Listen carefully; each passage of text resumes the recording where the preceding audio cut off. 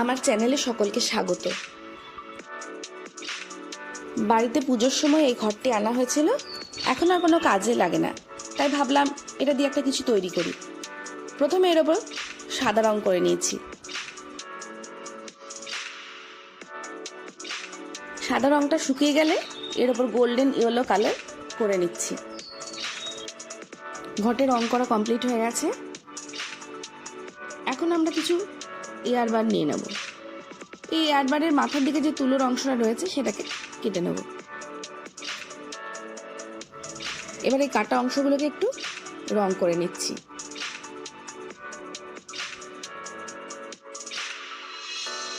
আঠার সাহায্যে এই ইয়ারবারের কাটা অংশগুলোকে ঘটের উপর আস্তে আস্তে লাগিয়ে দেব।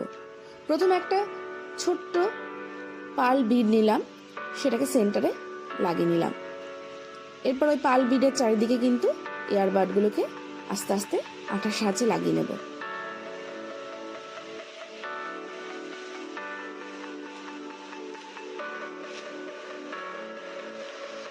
প্রত্যেকে নিজের পছন্দ মতো কিন্তু ডিজাইন এখানে করতে পারেন।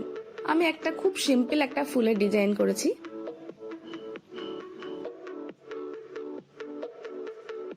ইয়ারবাডের যে অংশগুলো সাদা হয়ে আছে সেই অংশগুলোকে এখন রং করে নিচ্ছি। এক্ষেত্রে আমি ওই গোল্ডেন ইয়েলো কালারটাই করেছি যাতে ঘটের সাথে মিলে যায়। ঘরটাকে সাজানোর জন্য এবার একটু জুট রোপ নিয়ে নিয়েছি। জুট রোপটাকে আমি ঘটের উপরের পোর্শনে আঠার সাহায্যে লাগিয়ে নিচ্ছি।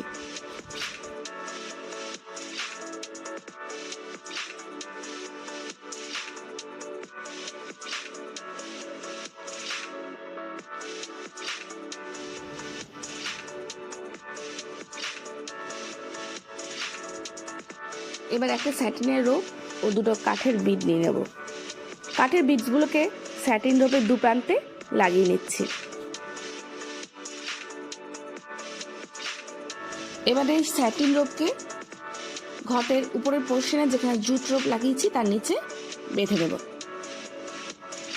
দেখতে কিন্তু বেশ সুন্দর লাগবে।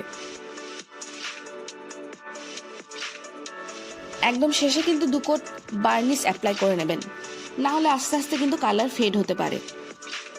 এখন এই ঘরটিকে আমরা পেন স্ট্যান্ড হিসাবে কিংবা ফুলদানি বা প্লান্টার হিসেবেও ব্যবহার করতে পারি। ভিডিওটি ভালো লাগলে অবশ্যই লাইক ও সাবস্ক্রাইব করে দেবেন। ধন্যবাদ। Thank you for watching.